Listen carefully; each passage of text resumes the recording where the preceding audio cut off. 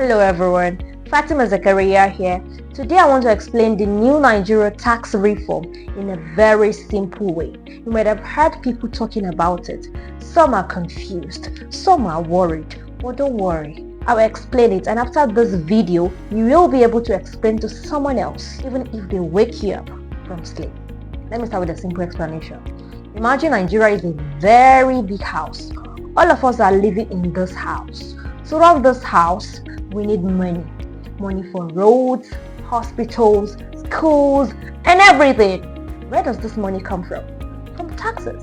But the old tax rules were like an old scattered book with torn pages. Many people did not understand it. Many were confused. Government could not collect money properly. So the government brought a new rule book, neat and clearly written. That new rule book is what we call the tax reform, which will take effect from January 1st, 2026. Now, who does it affect? It affects small businesses, big businesses, people who work and earn salary, people who buy things every day, and even the government. In short, everybody, but in different ways.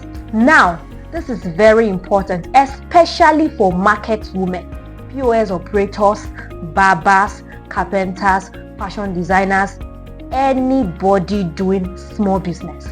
The government now says, if your business makes 100 million naira or less in a year and your fixed asset is not more than 250 million naira, you are a small business. Now someone is asking, what is a fixed asset? A fixed asset is anything your business owns that you use again and again. Not something you buy today and sell tomorrow. For example, your grinding machine, your sewing machine, your table, chair, shelves. Those are fixed assets.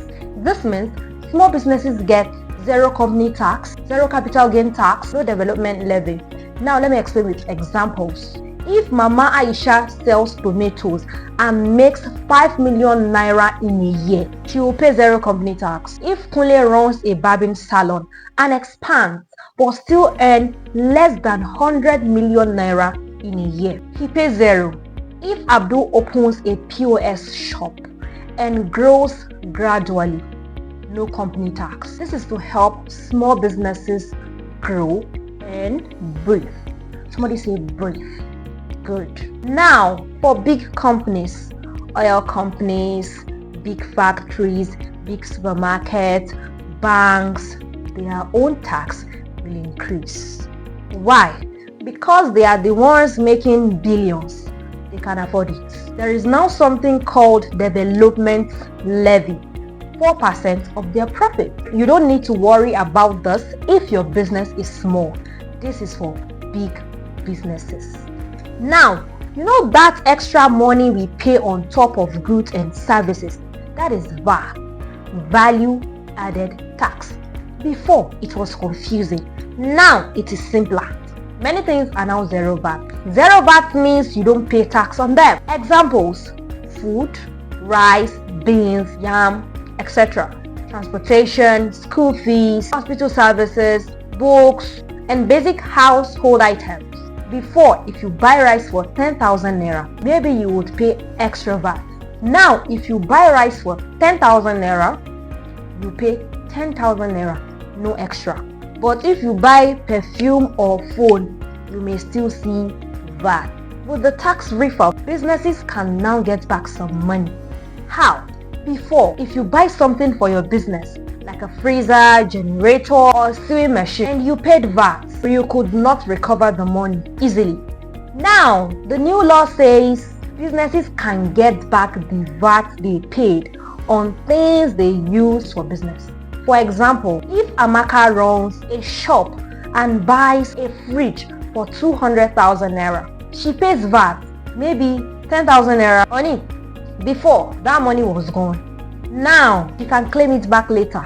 This helps reduce business costs. Now, let's talk about personal income tax. This one is for people who earn salary. If you earn less than 800,000 naira in a year, no income tax. That means small salary earners keep more money. Those earning more still pay tax, but the highest is 25%. Now, for online sellers like us, crypto traders, people who sell things on Instagram, on TikTok, GG, and so on. Listen, if you sell things online and you make profits, you are a business owner. But if your business is small, you still enjoy the small business benefits. Digital assets like crypto may be taxed if you make profits. But again, if your entire business is small, you may still fall under the exemption. For example, someone like me who sells tote bags online, I'm exempted because my business is small. Are you following? Good. Now, the new law gives government the power to check businesses, request records, and make sure people are not cheated.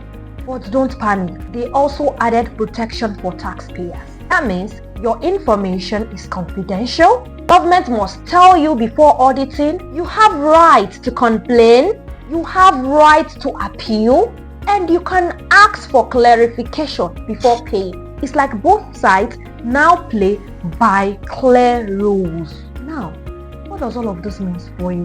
Let me bring everything together. If your business is small, you will pay less tax or no tax. If your business is big, you will pay more tax. You buy food, transport, medicine, you will pay less.